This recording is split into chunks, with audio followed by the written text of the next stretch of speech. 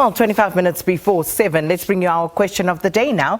And this morning on Morning Live, we're asking you, so President Cyril Ramaphosa has called for public nominations for the position of the next Chief Justice of South Africa. So we're asking you, who would you nominate and why?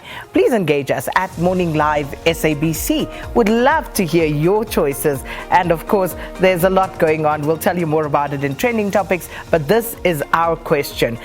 Chief Justice of South Africa, of course, the current Chief Justice, Mogoeng's term comes to an end on the 11th of October. Who would you nominate? And please give us a reason. So that's our question of the day, and can't wait to see those responses and share them with the rest of South Africa at Morning Live SABC. On to those trending topics now. First up, hashtag Chief Justice. Now, of course, because the Chief Justice's term is coming to an end, but also because the President, as we are asking in our question of the day, has called for nominations for this position. So as you can imagine, there's one school of thought here comes out and says, well, why is the President abdicating his responsibility when the process is clearly outlined? Why doesn't he just do what he needs to do and, follow process and get it over and done with? Then, of course, there's another school of thought that contends that this is wonderful that the President is consulting and making sure that he hears South Africans as he tries to make his decision with regard to the Chief Justice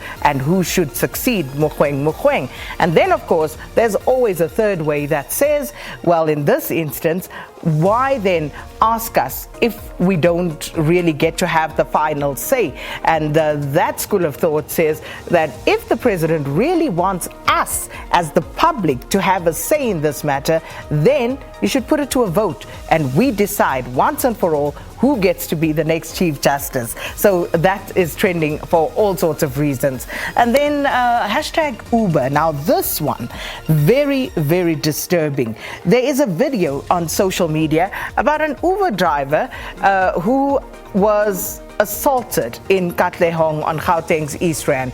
I have to warn you, this is a graphic video of violence and assault. Please, if you are of a sensitive disposition, look away now. It is quite graphic.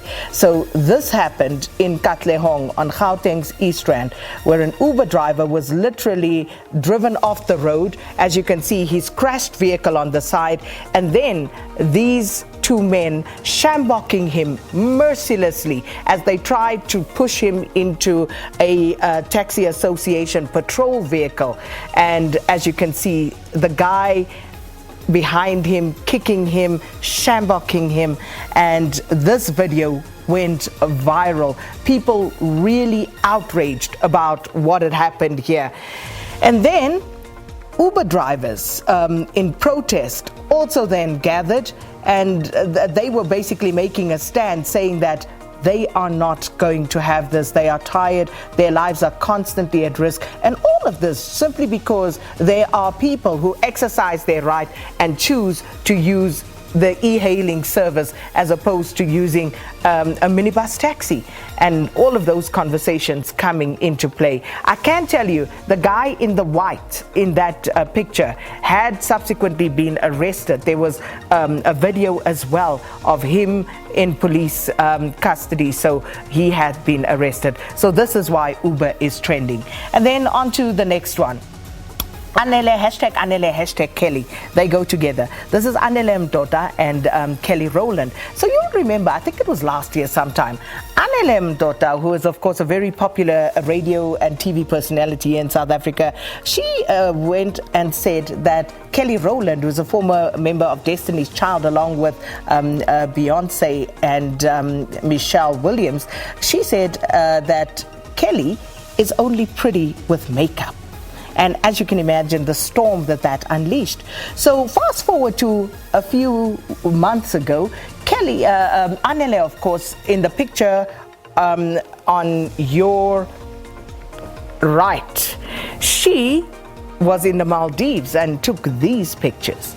So fast forward to yesterday, Kelly posts the picture of herself in the exact same bathing suit that Anele was wearing in the Maldives. And some people saying, is this coincidence? Is this a slapback? don't know. I don't know what to make of this. I don't know if Kelly even knows that Anele exists.